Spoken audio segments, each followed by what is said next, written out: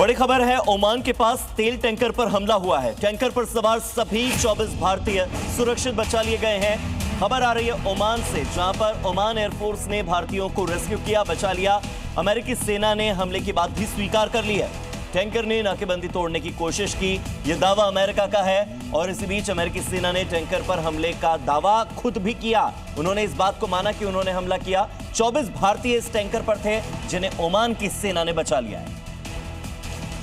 भारतीय नौसेना के जाबाजों ने साहसिक रेस्क्यू ऑपरेशन को अंजाम देकर अपनी वीरता का परिचय दिया। नौसेना के हेलीकॉप्टर सीधा जलते हुए जहाज के ऊपर पहुंचे, जहां नीचे आग धधक रही थी।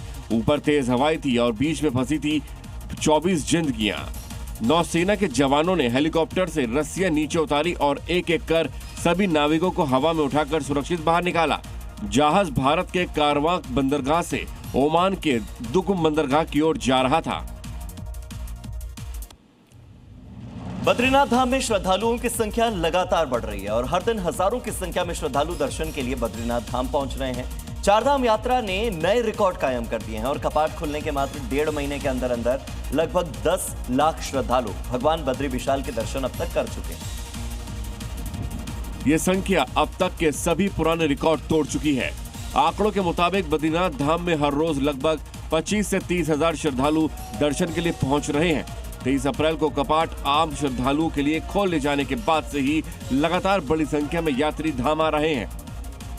धाम में हजारों श्रद्धालुओं की निरंतर आमद को देखते हुए प्रशासन पूरी तरीके से सतर्क है। भीड़ प्रबंधन और सुचारू दर्शन व्यवस्था सुनिश्चित करने के लिए यात्रा मार्गों से लेकर धाम क्षेत्र तक पुलिस बल और यात्रा प्रबंधन दल तैनात किए गए हैं। श्रद्धालुओं की इस बढ़ती संख्या से स्थानीय व्यापारियों और होटल व्यवसायियों में भी उत्साह है। इससे क्षेत्रीय अर्थव्यवस्था को मजबूती मिली है।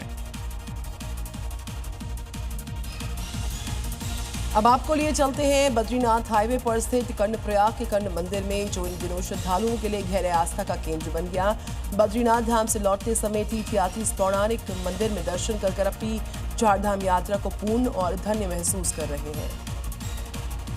महाभारत काल के मुताबिक ये वही पवित्र स्थान है जहां दानवीर कर्ण ने वर्षों तक कठोर तपस्या करके सूर्यदेव से कवच और कुंडल प्राप्त किए थे।